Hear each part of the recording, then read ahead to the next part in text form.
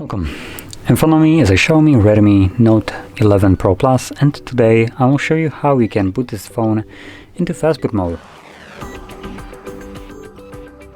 So to get started, hold your power key and from there select power off.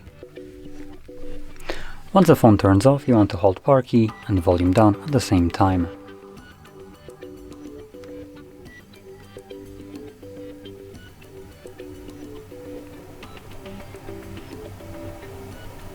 And there we go. As you can see, we are now in Fastboot mode.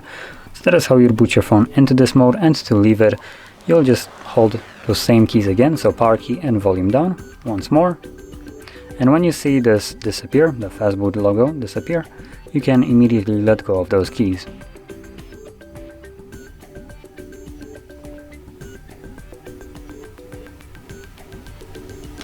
There we go.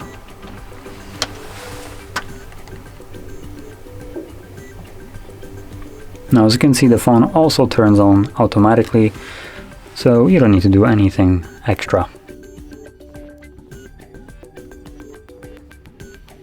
And as you can see, we are now back in Android. So if you found this very helpful, don't forget to hit like, subscribe, and thanks for watching.